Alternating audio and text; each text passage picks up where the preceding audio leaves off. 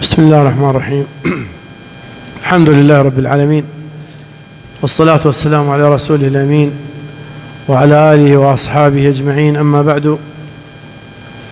قال: وبه علم أن طريق الأشاعرة والماتريدية في أسماء الله وصفاته وما احتجوا به لذلك لا تندفع به شبه المعتزلة والجهمية، وذلك من وجهين. يعني بعد هذه الأمور التي تكلمنا بها وذكرنا اللوازم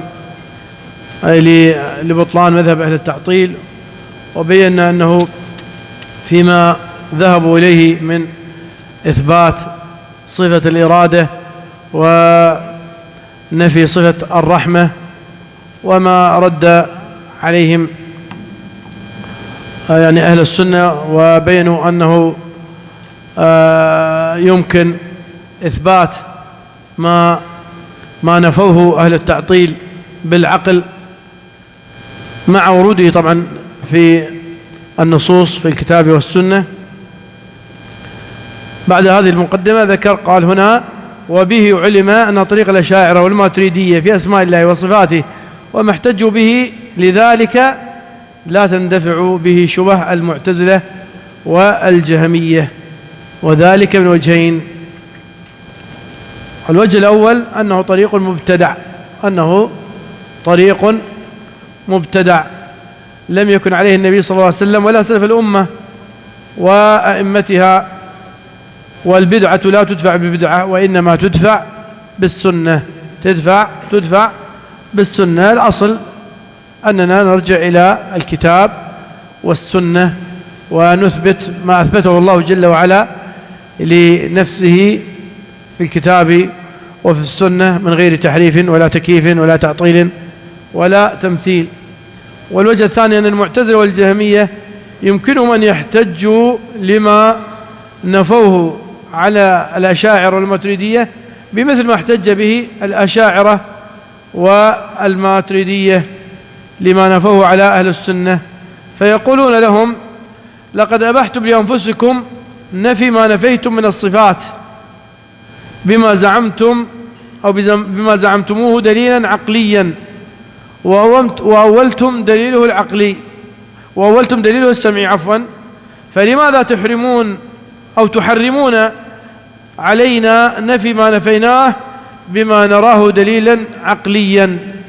لأن الجهمية والمعتزلة أيضا نفوا الأسماء والصفات بعقولهم، لأن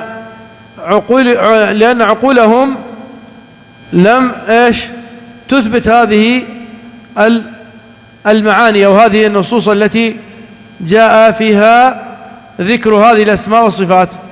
وكذلك المعتزلة الذين أثبتوا الأسماء ونفوا الصفات جميعها، كذلك نفوا ذلك بعقولهم وأثبتوا ما أثبتوه بعقولهم.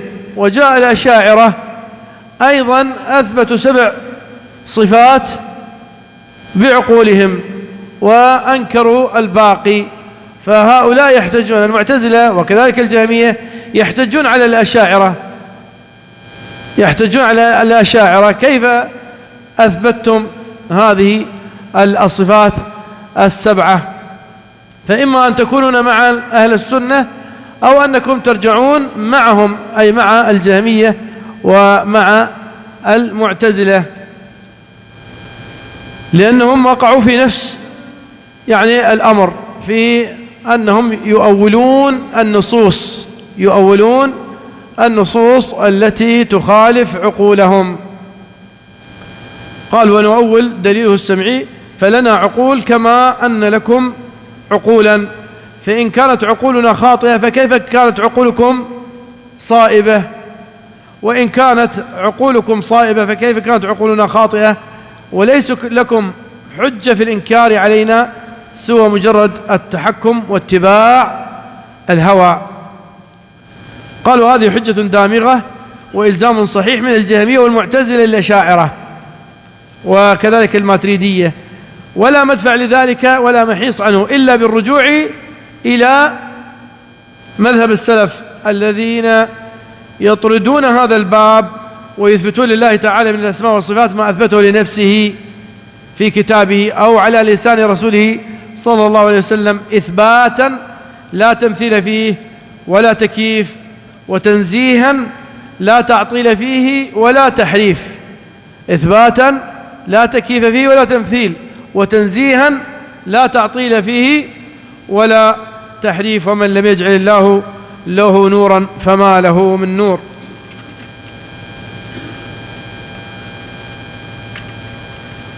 قال هنا المؤلف رحمه الله، قال تنبيه: علم مما سبق أن كل معطل ممثل، وكل ممثل معطل. كل معطل ممثل، وكل ممثل معطل. قال: أما تعطيل المعطل فظاهر. تعطيل المعطل فظاهر لأنه معطل، أي أنه عطل النصوص عن المعاني الظاهرة، عطل النصوص عن معانيها الظاهرة، هذا تعطيل المعطل. طيب، كل معطل ممثل. كيف يمثل؟ قال: وأما تمثيله فلأنه إنما عطل لاعتقاده أن إثبات الصفات يستلزم التشبيه. ولماذا عطل؟ لأنه فهم في عقله أن إثبات هذا المعنى يستلزم التشبيه والتمثيل بين الخالق والمخلوق، ولذلك عطل. فمثل أولا وعطل ثانيا. مثل أولا وعطل ثانيا. اعتقد في عقله أن الاستواء كاستواء المخلوق، أو النزول كنزول المخلوق، أو اليد كيد المخلوق، فهذا التمثيل. ثم بعد ذلك عطل أي أنه نفى هذا المعنى فرارا من التمثيل، فرارا من التمثيل. فمثل أولا وعطل ثانيا، كما أنه بتعطيله مثله بالناقص أيضا. هذا انتقاص من الله جل وعلا، تعطيله حينما يعطل الله جل وعلا عن هذه الصفة، لأنه مثله بالناقص وهو المخلوق. قال: وأما تمثيل الممثل فظاهر. كل ممثل، أي تمثيل الممثل فظاهر، أي أنه مثل صفة الخالق مثل صفة المخلوق. قال: وأما تعطيله، لأن كل ممثل معطل، أما تعطيله فمن 3 أوجه. الأول أنه عطل نفس النص الذي أثبت به الصفة، عطل نفس النص الذي أثبت به الصفة. الرحمن على العرش استوى، عطل هنا هذا النص فقال: ليس المقصود الاستواء المعروف بلغة العرب وبمعنى على وارتفع. قال: ليس المراد الاستواء الحقيقي. فهذا التعطيل أنه عطل نفس النص الذي أثبت به الصفة، حيث جعله دالا على التمثيل. يعني قال: الاستواء كاستواء المخلوق، مع أنه لا دلالة فيه عليه، وإنما يدل على صفة تليق بالله عز وجل.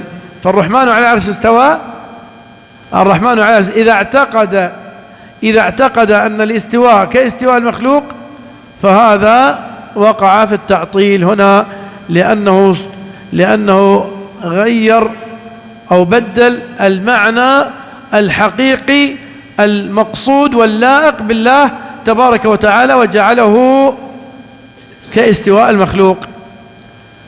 والثاني أنه عطل كل نص يدل على نفي مماثلة الله إلى خلقه. هذا التعطيل الآخر، يعني حينما قال: أنا لا أعقل من الوجه إلا كوجه المخلوق، ولا أعقل من اليد إلا كيد المخلوق، ولا أعقل من الأصابع إلا كأصابع المخلوق، فهذا عطل كل نص نفى هذه المماثلة، مثل قوله تبارك وتعالى: ليس كمثله شيء، مثل قوله تبارك وتعالى: فلا تجعلوا لله أندادا، مثل قوله تبارك وتعالى: ولم يكن له كفوا أحد، وغير ذلك من النصوص التي نفت المماثلة بين الخالق والمخلوق. والثالث أنه عطل الله تعالى عن كماله الواجب حيث مثله بالمخلوق الناقص، وهذا أيضا أمر خطير، أنه عطل الله تعالى عن الكمال الواجب، لأن الله جل وعلا له الكمال المطلق، له الكمال المطلق. فالذي يصرف النص الذي أثبت لله جل وعلا هذه الصفة عن ظاهرها لأنه مثله بالمخلوق الناقص.